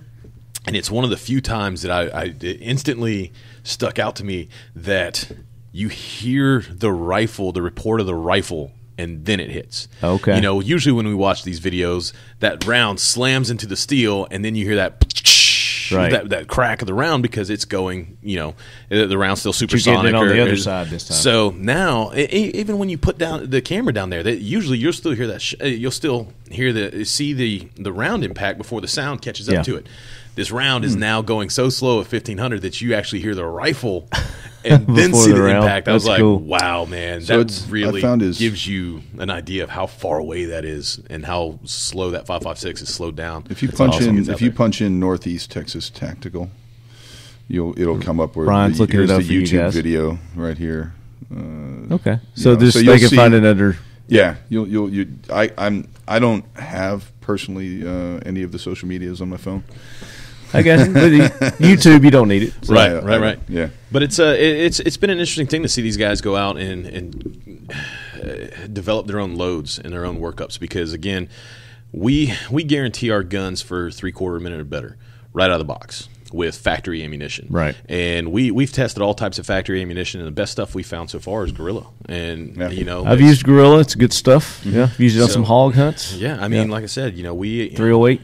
Yeah, we tested stuff, and I mean, right out of the box, and it's one of those things when one of the things that we like to do is we hand test every rifle. It's either Ryan laying in the prone, myself, or Rick, who's back at the shop knocking out guns for us this week. Some companies out there, they're like, oh, well, this gun shoots so well, but it's like strapped to a ransom rest, and that thing's like strapped to the core of the universe. Right. I'm like, dude, that's not nobody can replicate that shot group. Right. But with our stuff, I mean, there's literally a human being shooting on an open range like it is out here today with all the environmental effects that go into it. I've seen it firsthand, yeah. And if that rifle, and not just me, I mean, it's person after person that's been able to make these shots. And if you, we take, of course, it helps with you guys calling. It doesn't hurt. Calling the win, I mean, it helps me. Right. Yeah. Everybody's helping But everybody. it's amazing. So you guys got to check them out. It's Lanxang Tactical. That's right. Yep. Check out all their social medias. Make sure you like their page. Let them know you're lead heads. Yeah. And buy their rifle. Where can they get your rifles? Let's talk about where they can get them.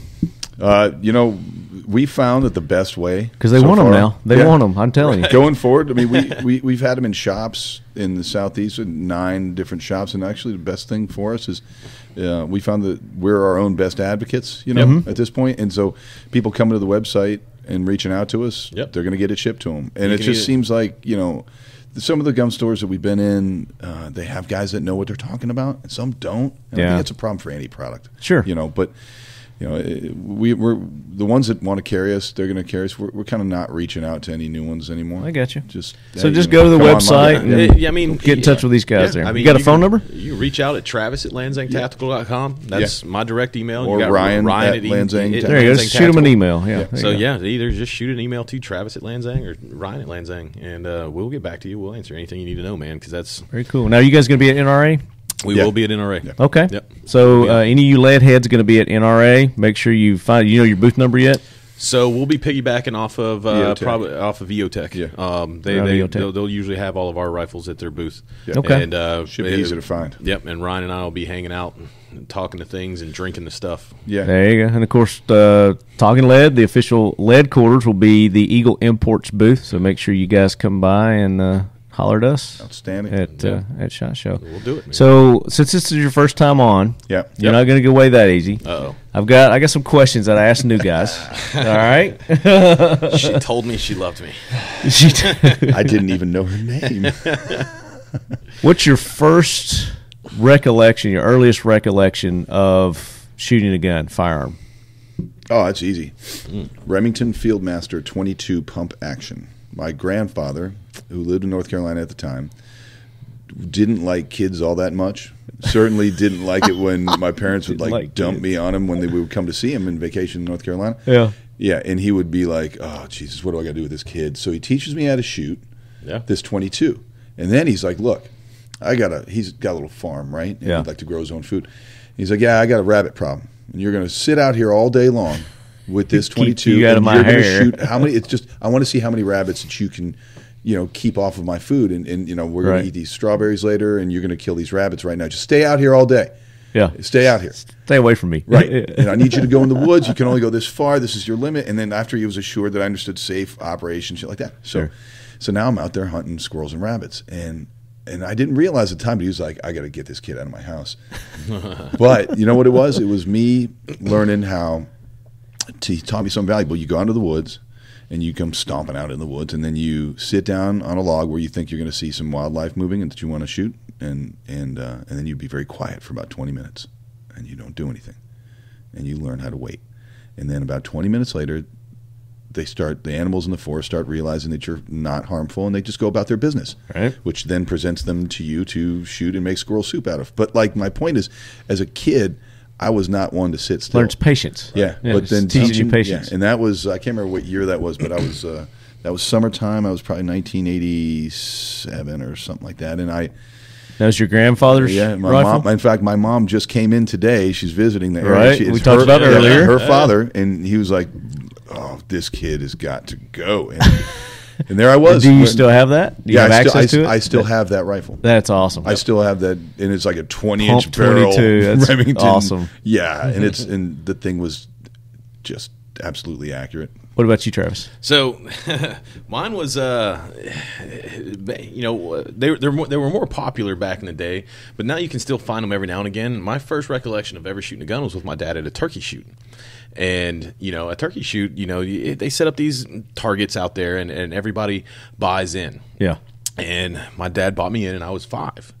And it was the whole, father-son bonding, picturesque of, him walking me through setting the shotgun up on the railing because I wasn't strong enough to hold the shotgun up myself, and teaching me how to aim. Now, is this a 20 gauge or? Yeah, it was a 20 gauge. Okay. And so he was like, "Okay, you see the target, pretty much, the same thing we're doing out here on the sniper tower. People who never shot long range. Yeah. Just kind of walk me through the whole process. And, the first time that round broke and that shotgun kicked the dog shit out of me at 5 years old. 5, yeah. But I won the round. There 5 you years go. old. 5 years old, kicking You know, everybody's ass. So the cool part of how this whole story That's turns in, it was at turkey shoots. You know, for anybody that doesn't know what a turkey shoot is, they don't just let turkeys go and you just get to blast them with a shotgun. Right. You know, so you shoot at this little paper target, and why it's called a turkey shoot is whoever's, you know, as the wad expands, whoever's got the pellet closest to the center wins. So I won because I had part of you know one of my pellets was the closest, and they either gave away like steaks or hams or something like that. So that round I won a ham. Right. So they used to do turkeys. Yeah. So at this one they did ham. And they did ham at this one, and we brought it home, and that's what we had for dinner that night, You right? fed the family. So because there's two memories in this. So because I put food on the table as a man that night, I got a swig of my first beer from Dad. He was like, "You can have a swig of your old man's beer," and you never look back. That's right. That's how it's Do you supposed to remember what be, kind of man. beer it was? And it was Budweiser. No Budweiser. Yeah. There you go. Old headache in a can. Yeah. Yeah, no doubt. My grandfather like Miller High Life. But back when it wasn't ironic hipster shit, it was Miller High Dude, Life. that dude was just sitting right there next Yeah. to you. That's Yeah. all he drinks. Yeah. Yeah. The, I the kinda champagne of understand. beer. Champagne of beers, man. So He it's got funny. me So- hooked on it. Hard working So man. it's funny that you asked Ryan if you know he has that gun still and all that stuff. And I'm like, my dad still has that gun. I'm still not allowed to touch it. You're still not allowed to. All my dad's guns are in a safe in the Yep. basement. He's like, Nope. nope. I'm like, I work for Lanxang Tactical. I'm the vice president of the company. Doesn't And matter. I'm like, Dad, can I borrow a shotgun? He's like, no, that's not happening. Get your own. He won't give me a beer anymore either. Yeah. Get your own. So obviously, we know you guys had military experience background. Is anything there you want to tell us a little more elaborate about your experience in the military? You don't have to. We're not big talkers. Yeah. You know, Okay. I was, It was good. It was formative. yeah. What about a Glad- funny glad story? I did it. What about a funny story? You got a funny story? Yeah, the day I decided I was going to snipers. I can't remember this kid's name, but this is a funny story, right? So I'm checking into 3rd Battalion, 5th Marines, and some kid that I knew since the School of Infantry was checking in. Oh, since I knew it was from boot camp. He's my platoon boot camp, platoon in MCT, platoon in SOI, and we end up getting sent out to the West Coast. We had all gone to Paris Island and shit, so this kid was a really engaging young man. Right. He just thought he was on a first-name basis with everybody. And I call somebody up right now. I can't remember his name right now. And so there's all these sergeants and corporals coming up to pick up this wad of dudes who have been spilled out in front of 3-5, and they're calling names out. Where you're in your alphas, and you got your books, all this shit. You're checked in at the battalion, and now these dudes are coming to sort you out and take you back to the living space where you'll be in whatever rifle company that you're going to be in. And this corporal comes up and he calls out a bunch of names, and I can never, at the moment that I want to remember this guy's name, I can't. And it was Joe something, I think. It was a really short first name. And Corporal so-and-so calls his name out. And he walks right up to the corporal, sticks his right hand in the air in space in front of this corporal. He's like, Joe Smith. And the corporal just, he's holding this clipboard. He sees the hand, and he looks at this kid, and he goes, you know what, man? You got your ID on you, man. And he goes, yes, I do. Left breast pocket, pulls out his ID. He goes, cool, man. Yeah. You know what, everybody? Y'all just stay right here. I'll be right back. Gets in his Jeep and disappears. And a few minutes later, there's this giant ridgeline behind the battalion, this giant hill that you could see silhouetted against the sky if you face west, nothing beyond it but the Pacific Ocean. And I see this, after a few minutes, I see this Jeep just slowly trucking its way up this hill and goes up to the ridge, and it's on the skyline now. It's rolling up the skyline. And then it stops at the crest of the hill. Dude gets out. Dude gets back in. And then like 15 minutes later, he comes in front of battalion. And he's like, all right there, buddy. Your ID's up on top of that hill underneath a rock. I suggest you go up there and get it. Don't ever introduce yourself to me again as anything other than Lance Corporal. You're going to learn. And he gets it. He goes, you other assholes, you follow me. And we're going to find you a place to live tonight. And I'm like this. I'm like, yeah, this isn't for me. Shit. Somebody else back in battalion was talking about the stay platoon was doing an indoc, and I was like, oh yeah. So I walk over to where they're like, the S2 is where stay platoon was located. I walk in there. I'm like, yeah, I'm supposed to put my name in for the indoc for stay platoon. And they're like, who are you? I'm like, I'm Lance Corporal English. They told me to come here. They told me to go. They told me to come here and put my name in for the stay. It's tomorrow, right? So they told me to come now. And the guy's just like, this S2 dude was like, what? Yeah, man, here, give me your shit, give me your SRB and all this other stuff. And I'll call one of those guys to come up and take you and put you down in their area. And I was like, yeah, no, that'd be great. I'll wait right here. Right. I'm not going back out there. I'm not going anywhere. I'm hiding. So normally the way you get into these, normally the way back then, the way you got in was you just did some time in a rifle platoon. Yeah. And then you were either hated or loved and got the opportunity to go one way because they want to get rid of you, or they thought, man, yeah, this guy's really a stud, let him go. And I remember that was the genesis of everything Pure I did fear. It's like I don't need that in my life. These dudes are probably not that much of a bunch of they are that much of a bunch of dicks, but I was like, I seek to avoid those types of things, man. Right. I don't need that in my life. Yeah, I just want to be, look, man, that sounded way better than this. I remember reading about Carlos Hathcock. He just laid around all day and shot people. I'm pretty sure that sounds like a lot better than That's like me. I want to do that. No, I'm not getting my gabardine uniform every morning and going to the top of that hill and getting my stuff and learning my lessons. So yeah. What about you, Travis? Man, there's so many funny stories that we have, and a lot of them can't be talked about in open settings. Well, then we can't talk about it then. But That's so, fine. because those are stories for like the boys, because it's a very incriminating for relationships and all this other stuff. So anyway, I've got one. I'll tell you one about Ranger School. When we were in mountain, when I went through school, I was in mountain phase of Ranger School up in North Georgia. And you during one part of it, you'll stay around one of the main camps up there for the first couple days, learning knots and all this other stuff before they take you up to do lowers and uppers up on Mount Yonah, and you'll do a lot of high angle climbing, rescues, different stuff like that before you start the patrol phase in the mountains. And I remember they trucked us to this base of Mount Yonah, and they're like, okay, well, everybody, get the fuck off the truck and form up, and we're gonna walk up here to the base camp below the top of the hill where the face of the mountain is, and they're like, arms distance, you're gonna stay arms distance from the guy in front of you and keep up. So we take off, and one of the Ranger School cadres is just blasting up the side of this mountain, man, and we're carrying 90 pounds of crap and our weapon and everything else, so it's a suck fest. Like, everybody's hurting, man. Like, dudes are just getting soul crushed.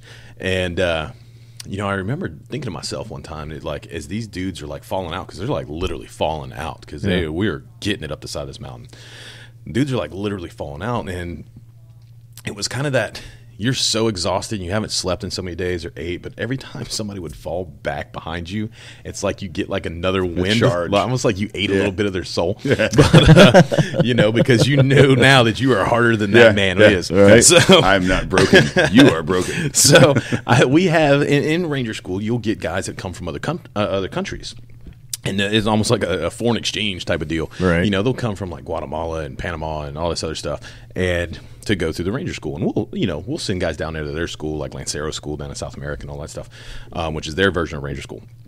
So this guy is behind me, and I can't see him because I'm just looking at the guy in front of me, and we're still flying.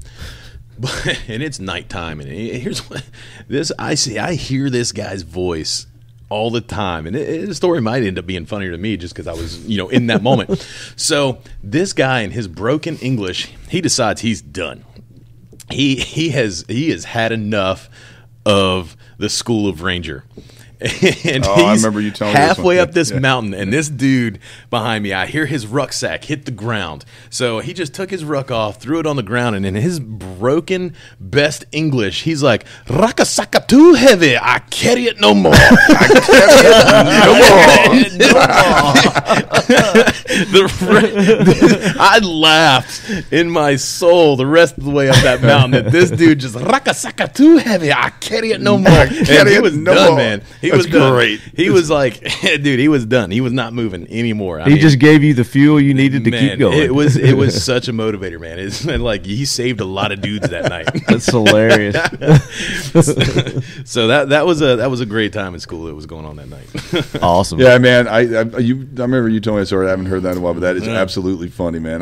Because we've all been there. Yeah. So we're like, I am at the point where the rucksack is too heavy, and I shall carry it no more. Yeah. Hey, we just got joined by Brett Hunter from Tactical RX. There he is. What's up, man? How are you? So when it comes to pop culture, listen in to us here, Brett. You'll like these. What's your go-to that's firearms related, whether it be a magazine, a movie, TV show, song? Me and Ryan will have entire conversations for days off of movie quotes. Riffing off nothing movie quotes, right? So, none of it. You made a movie reference earlier. It'd be like nothing but just movie quotes. We'll have zero original thought for days on end. It's just answering each other in different movie quotes. Movie quotes? Yeah, so there's going to be a lot. A lot what's your go-to? What's the first thing that comes to mind? Full Metal Jacket. There you go. Absolutely. The gunny. Yeah, that platoon, we're guys that spend a lot of time in the military, so we're the guys that in like the 80s and stuff like that. I grew up watching those movies, and that's like, man, that's what I want to do. So movies that were coming out then were Full Metal Jacket and Platoon, and Uncommon Valor. And what did we do the other day though? Ones. What did we do the other day that was that text message? We had a couple of the guys on this little text chain. It was something from Platoon. It was that scene where he's like, "Well, you all know about killing. Tell me, potheads." And it was that we were ripping on that all day. Everybody got died from something, Red. Yeah, got died from something, Red. We like nonstop. You hang around with us, and you're gonna hear. I don't really have a go-to. I don't have a catchphrase, you like them all. Man. Yeah, like them all. You'll hear. Yeah, one of us yell something out, and it'll be like you'll know right away. Okay, that was from Uncommon Valor. Right. Yeah. That one scene. It'll stick in your head because you've seen it. And it's almost like a rule. It's like you better know what I'm talking about. Oh yeah, you got it. Like if I throw out some obscure thing, like if you don't know what I'm talking about, you're dumb. Yeah. I caught your Tropic Thunder reference. Oh yeah. Oh yeah. We're lost, man. We're super fucking lost. Lost. All right. So next question is: rules be damned, money be damned. Any piece of equipment, firearm, gear, what would you have? The $90,000 Inod thermal. Yes, that's clip-on. exactly what I was. Yes, You're in unison with this. The Inod is so nasty. Oh, it's filthy. So I got a chance to. It's. I don't know how much I can tell about this thing, but so what I will tell you is it's a clip-on thermal. Yeah.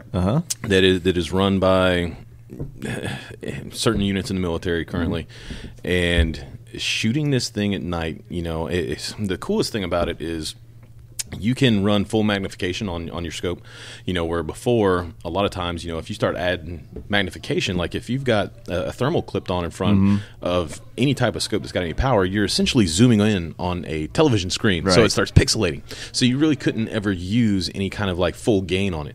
Well, this one you can. So if you've got like a 25 power Night Force, you can zoom this thing all the way in, and it's so clear that whenever I shot it at night, we were shooting it like 1,400 meters. Oh wow! It just doesn't pixelate. And the cool thing about this thing was when we were shooting it at like 1,400 meters, they had targets up there that some of them had like M4s and some of them had AKs. Right. And you could literally ID those targets at like 1,400 yards meters away and be like, that guy's got an M4 and that guy's got an AK at night. And you said it's just a cool 90,000. Huh? Cool 90 G's. Yeah, man. but I mean, it's the future is scary. Yeah, when it comes to stuff it's only like getting that. better. Yeah. It's technology, man. It's great when phenomenal. it works. Yeah, but that thing it's hands great when it down. works. But these things are, they work. We got a phone call the other day. We got a call from a friend of ours who's overseas right now. It works. Yep. Was it 1,200 meters at night? Yeah. It works. Yeah. It works. So something for us civvies to look forward to. One day. 10 years from now, maybe. Yeah. All right, so if you could spend the day at the range with anyone, they could be fictional character, they could be alive right now, they could be dead, could be a group of people. Chuck Maywinnie. And who's Chuck Maywinnie? Chuck Maywinnie was a Marine Corps scout sniper in Vietnam. 103 confirmed kills. I met Chuck a few different occasions. He's really good friends with the guys that run Strider Knives. And one of my, in fact, the guy who was my brother introduced me to the guys from Strider Knives, and I, they're like, oh, you're cool, you're Troy's buddy, okay, right, and you can hang out and drink with us for a little while. And then out of the back of the knife booth comes this kid who was one of my pigs in back in the day in the 90s, back when I was first in the Marine Corps. And it's John Standard. He's like, holy shit, English, is that you? And I said, yeah, hey, John, what's up? Blah, blah, blah. He goes, do you want to come to the back of the booth? Chuck Maywinnie is here. And every Marine sniper eventually knows who Chuck Maywinnie is. Yeah. So I meet the guy, and he's just the most enjoyable, relaxed dude who only wants to spend his time drinking with the people he can relate to. He won't meet strangers at the booth. He just wants to hang out with people that. And then Chuck, if he respects you, he'll open up to you and drink with you. Especially if you were a Marine Corps sniper at one point, he'll love you. And if you're cool anyway. Sure. A lot of dickheads in Marine Corps snipers. So I can tell you that. Right, but Chuck was always like, hey man, before I get too old, you should come up and shoot with me, and come take some bobcats. He hunts. It's a predator out there hunting predators, man. And if I could spend a day on the range with anybody, he doesn't. He's not a Todd Hodnett, but this dude has put hundreds of people in their grave. Sure. So I'm pretty sure, man, the guy can teach me a lot, and that's the guy I'd want to spend time with and listen to his stories. Cool. Yeah. Because he's done some things that no one will ever be able to do again. And in this day and age, technology does so much for you. He had no ISR platform. Didn't have all that. Yeah. He had nothing. Mm-hmm. He's the last of the old gunslingers, man. So nice. Yeah, just to be around a guy like that would be fun. Yeah. Good answer. Yeah. Mine are gonna fall in line with that without naming names, because nobody's gonna know them unless you're in the Ranger community. But there's name them. Similar. We got some Rangers listening to the show. There's guys like that. This any of those Ranger legends. I mean, all right. So let's make this fun. How about a fictional character? I'll do you one better. Do me one better. I'll do you one better. If this was a hard one, because there's some guys like that were like Ranger legends, and I'm like, man, that'd be kind of rad since you brought that up. But my immediate go-to, you know what my answer was? What? David Lee Roth. David Lee Roth. So my man here has an amazing story about getting to shoot with David Lee Roth on the range. Because so when me and Ryan first started actually shooting together, and I'm like. He's got his data book out there, and I'm like, I'm looking at this book, and there's a signature on it. I'm like, what is that? And I'm like, dude, is that David Lee Roth's signature on your dope book? Why, yes, it is. And I'm like, okay, tell me the story. And after he tells me the story, I'm like, I really like, if I could shoot with any celebrity, I'd shoot with David Lee Roth. This sounds amazing. Yeah. Oh man, I would just like to hang out with him. He's I'll tell you a story real quick. Right.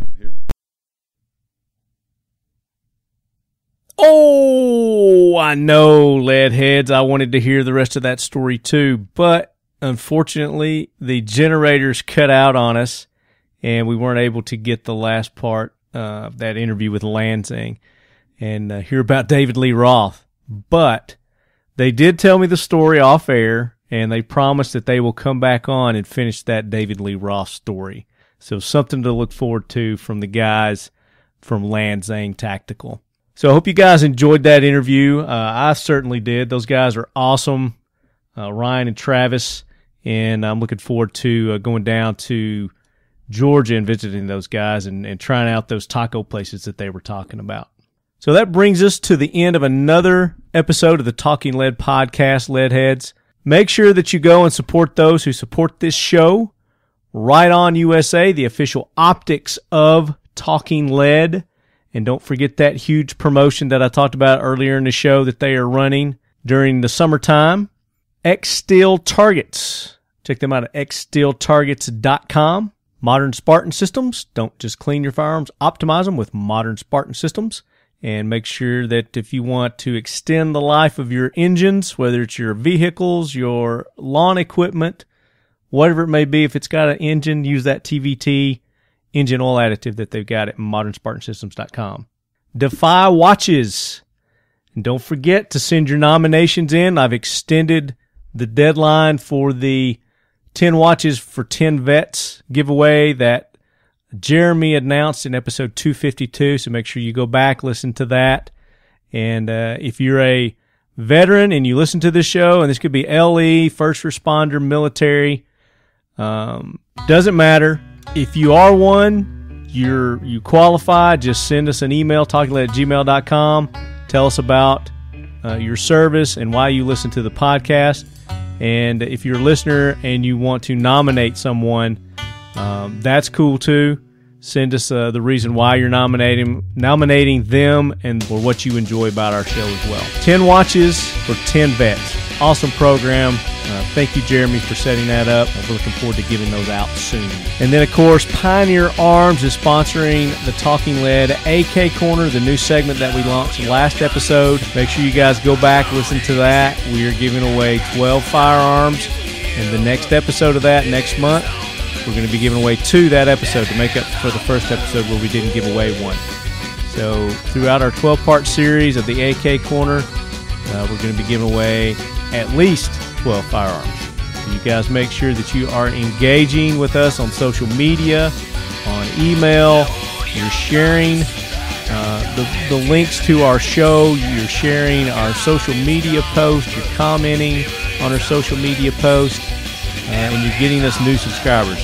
We greatly appreciate it. Everybody who's responded so far and taken part, it's been phenomenal. It's been overwhelming, really, the response that we've been getting from the AK Corner. I never expected it to get this much attention, but it's awesome and I love it. So you guys keep your comments and suggestions coming, not only for that series, but also for our regular show here if you guys have suggestions on guests or topics that you want us to talk about. And of course, make sure you guys are going to 1776united.com. That is where you're going to get the official swag of Talking Lead. You get our t-shirts, you get our patches. Soon we're going to have those tumblers, the Talking Lead black assault mugs. It is not an NFA item, no FFL required. You can just go directly to dip123.com/Talking Lead and get those awesome black Talking Lead assault mugs. Better than a Yeti, no snowflakes allowed. So until the next episode, Leadheads, as always, keep your loved ones close and your firearms closer.